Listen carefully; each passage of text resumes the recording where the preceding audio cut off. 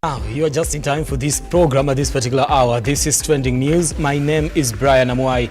Now, thank you so much for trusting us to bring you up to date with the news making headlines across the country today. Now, we start this bulletin with the Embakasi gas explosion, where 4 suspects in the Embakasi gas explosion were today arraigned in court in a miscellaneous application. Now, the Director of Criminal Investigation sought to have the suspects Derrick Kimathi, Joseph Makau, David Walunya, Ongare, and Mariam Mutete Kioko remanded to complete investigations against them.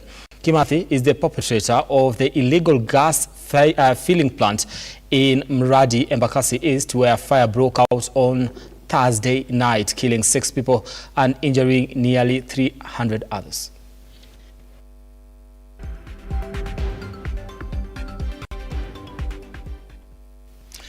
Now, still on matters Embakasi, Azimio leader Raila Odinga has called on the government to compensate victims of the Embakasi gas explosion 500,000 shillings and a house under the affordable housing project.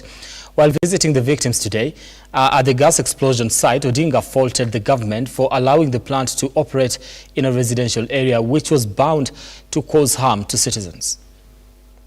We have found out that the 34 victims were brought here to Kenyatta National Hospital with different degrees of injuries. We have seen 22 who are in this particular ward here. They are being treated, and we've seen that they're taking good care of all the patients here. These people some of them have got very serious injuries. We've been told that 4 of those who are brought here have lost their lives.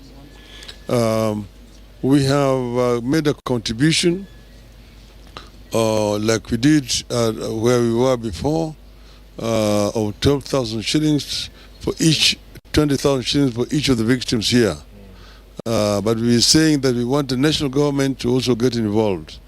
Secondly, the issue of the medical bills for the victims here is an issue that needs to be addressed.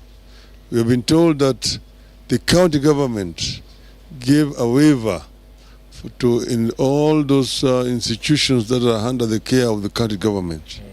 We want the national government to do the same here, to also waive the bills for all the victims who have been brought to this hospital here. I said it down there, and I want to repeat again, that this is a result of negligence of duty. This is an accident which should not have taken place.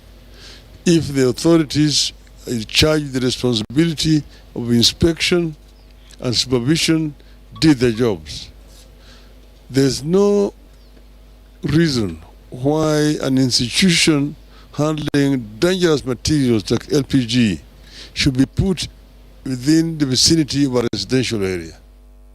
Now, Kenya Pipeline Company has been accredited for the 2nd time after opening more oil sites in different countries.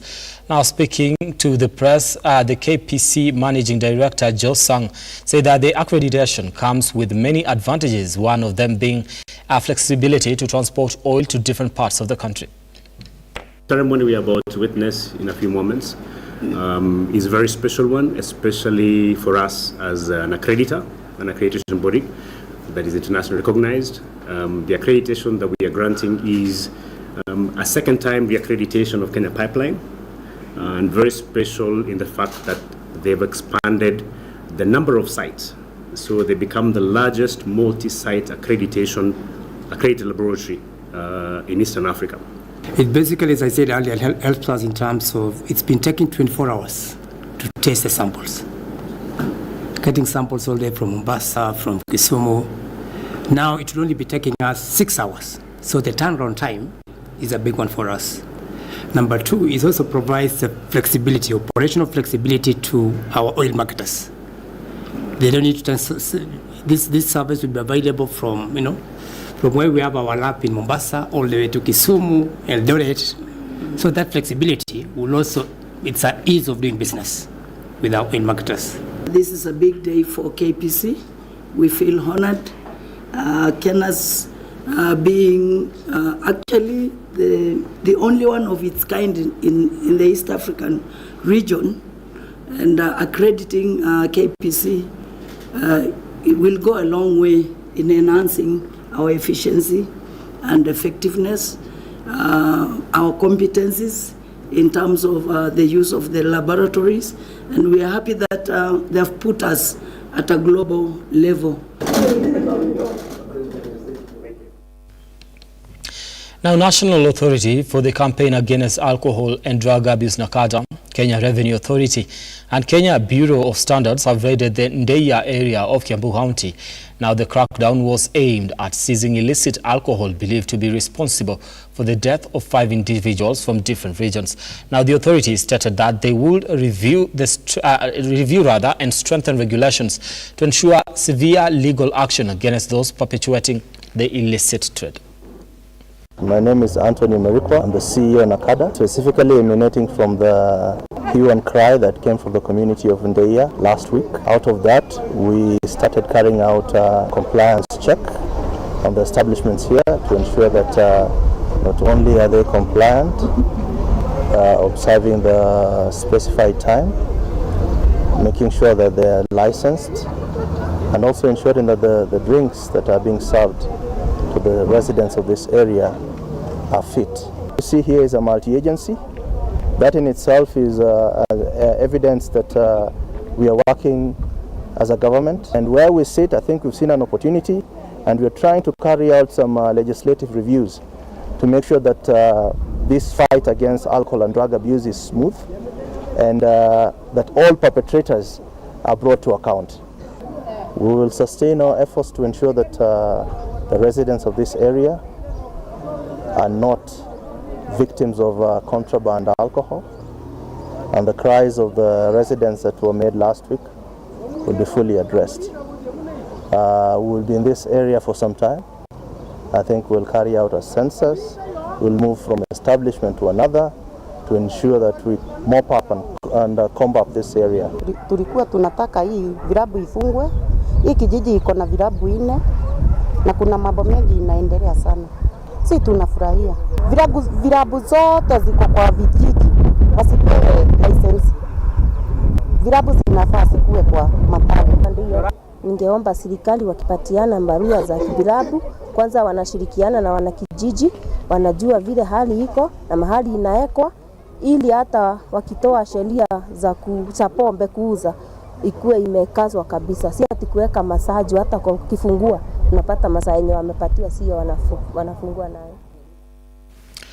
Now, conservationists within Midagreek in Kilifi County have opened Sita Sunset Restaurant within the mangrove protected area to promote ecotourism. Now, presiding over the ceremony, Kilifi North Member of Parliament Owen Bayer expressed his joy to the community for coming up with the initiative, which is not only a tourist attraction, but also a platform that creates employment opportunities for the locals.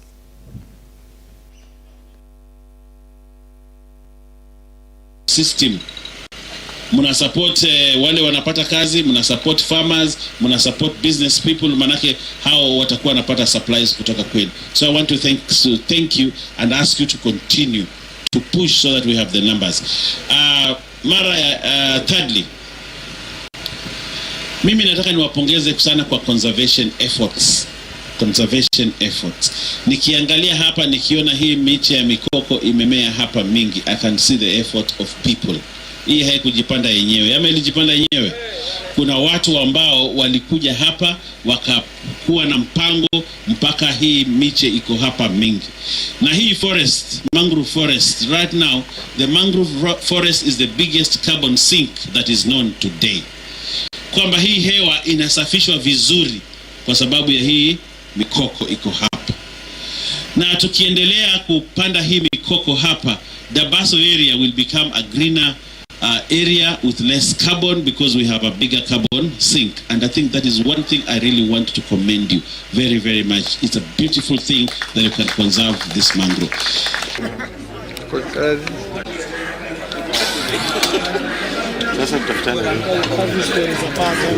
I'm very happy to be here today because it's an amazing place, and I like to see how hard people work to improve the country, every area in the country. what I suggest, if I can, is please bring more wageni here, because wageni bring money. Wageni is the richness of people. Now, Isiolo Senator Fatma Dulo and Lamu Senator Joseph Kamau have moved to court to challenge the allocation of funds procedure, which only favors counties with huge population and many constituencies. Addressing the press, Senator Dulo noted that the allocation formula is hindering operations within the county, as Lamu and Isiolo County are the most disadvantaged.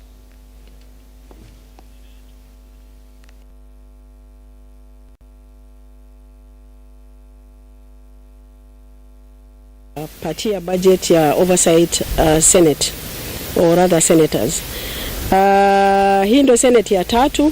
Tumefuatilia hii fedha kwa muda mrefu, lakini kwa bahati nzuri tumepata fedha ambazo zinaweza kutukubalia tuangalie mambo ya oversight katika counties kama senators. Kwa mfano, oversight ni mara mbili. Ya kwanza ni county assembly ambaye inafanya ile primary oversight role. Wao ndio wako hapa mashinani kuhakikisha ya kwamba budget imepita, imetumika namna gani, na ndio wako na powers ya kusummon chief officers, CECs, lakini hawana powers ya kusummon governor. Now Senate ina powers ya kusummon governors. So yangu ni ile secondary, ya county assembly ni primary. So leo niko hapa kwa sababu counties wamepatiwa budget ya oversight. Kwa mfano Isiolo tuko na shida kubwa sana kwa sababu ya constituency mbili na population. Tumeweza kupatiwa 3 million per financial year. Na hiyo pesa ni kidogo sana. Isiolo na Lamu tumepata 3 million. Ili hali county kama Nairobi, Kakamega, kwengine wamepata 27 million, 16 million, 10 million, mambo kama haya. Mimi na Senator ya Lamu tumeenda kotini kupinga hiyo maneno. Kwa sababu milioni 3 ambaye ni pesa ya mshahara, ni pesa ya operation, ni pesa ya kuzunguka kuangalia mambo ya hizi projects, sio pesa ambaye inaweza kutusaidia. Kutembea mpaka Sericho kwa barabara na kuangalia hizi projects zote itakuwa ni kitu kidogo sana. Haitatuwezesha. Hii quota nimepatiwa 1.5 million kufanya hii kazi.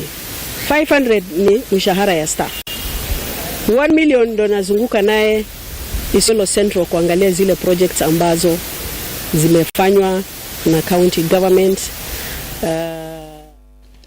Now that's where we wrap it up here on Trending News. More details and more stories, you'll find them in our subsequent bulletins at 7 p.m. on Lookuptv and at 9 p.m. on the Bottom Line KE with me, Brian Amwai, once again.